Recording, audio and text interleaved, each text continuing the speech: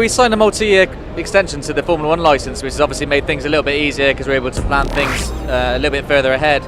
So we've undergone a lot of research, looking back at things that people liked or didn't like about our last two games, and that sort of shaped one area of the game. What are the things that we've already got that we can improve on, and then also what are we lacking, as well as the internal ideas. So there's kind of 5 or 6 really cool new features. We're only talking about 3 of them here at E3, as well as loads of just general improvements for the game. And it's, you know, how can we turn this into an annual sports franchise like FIFA and iterate it on year and just keep improving it, really. What we're showing today specifically is the first look at the Austin, Texas track.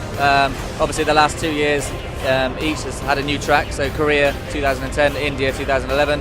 Here we are with Austin, Texas, which we'll show you guys in a minute.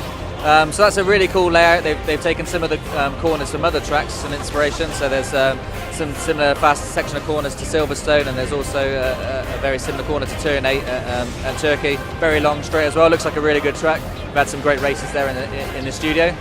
The other thing that we've kind of announced already in the first developer diary that we did was we're going to have an introduction to the game this year where it's set in a young drivers test.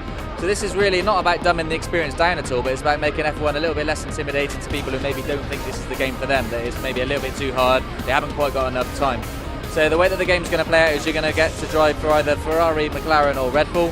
You start the young drivers test, you just learn the basic controls, what's a race in line, you know, just kind of some of the basic fundamentals. That then unlocks the main game modes, which you can then free to go and play, but you can also come back to the young drivers test and learn some more of the technical aspects of the sport. You know, what does fuel mixture do? How can I use that, dial it up and dial it down? What is curves? What is DRS? What are the rules? You know, where do I deploy it? What's the sort of tyre rules of the sport? Some of the real complexities that perhaps you don't need to understand just to get in and enjoy the game. And then last but not least is localised weather. So in F1 2010, the biggest standout feature we had was the weather system. It looked great and it really mixed up the racing as well, but what we felt over the past few years is it really kind of didn't really adjust itself enough. It was always kind of heavy rain for a large portion of the race, and then maybe it went dry, or it was intermediate, or it was dry conditions. So now we've got a weather front, so it could be raining on just one section of the track, so dry for the rest of it, and then just sort of tiptoe through a particular section.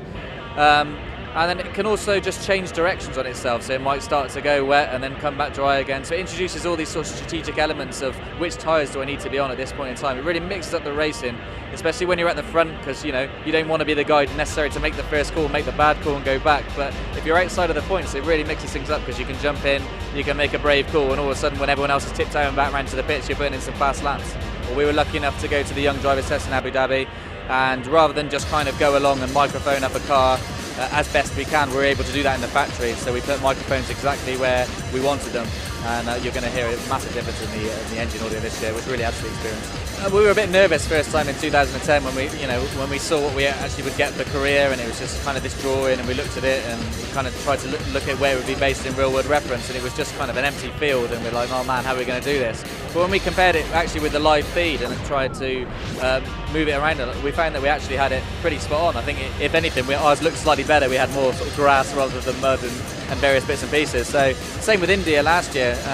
With Austin, Texas, we had quite a bit of information come through. First pass, we looked at it, we got the sort of basic layout, the length of the corners right. We weren't sure on the height data, but that's come through recently, and you'll see that in the build. There's some great elevation changes in this circuit. So the last thing to come is really just the lighting and then the sponsor passes. So we've got like a team tier structure, and I think over the last few years you found that even when there's been a disparity between driver performances, so last year Nico Rosberg, for example, outshone Michael for the early part of the season, sometimes by maybe up to half a second, but on the grid they were neck and neck because their car was so much better than the next car. That's not been the case this year, so what we're finding is we're just tweaking the way that we work the AI in the game, so that now it's much more based on driver ability. So you're seeing things like Alonso's really pulling out against Massa as a teammate. Michael's improved this year. You're seeing his driving ability come to the fore. So those are the things that we're sort of balancing and fine-tuning around now. There's always a big push in any racing game that you always want to move the car physics forward, which we've done, and you always want to move the AI forward, which we're doing as well. So they're faster around the track. They've got their characteristics, and they're just these natural rivalries will occur because certain drivers look for smaller gaps on the track and they're a bit more aggressive, and you'll start to feel the pressure as a player as well. If you've got Lewis Hamilton or Alonso or Schumacher behind you, you're really beginning to feel that. And not only do you have your championship rival, but they've also got championship rivals as well, and people that they'll sort of naturally be paired at against during a race.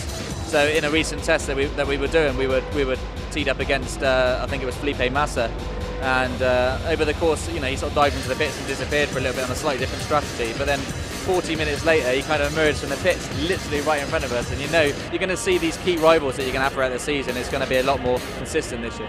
There's some big plans for what we want to do in terms of a career mode, but it was kind of really difficult to do that in an annual iteration series. So that's something that we'll be talking a little bit more about at Gamescom. There are definitely some improvements to the career mode this year, but I think now that we signed the multi-year deal, we can begin to slot in exactly when we can kind of do the big thing that we've always wanted to do, and just try and get that to fit in as a game mode. But there will be some new game modes in this year's game, which we'll be announcing a bit later on. The game's coming out late September, and it's on Xbox 360, PS3 and PC.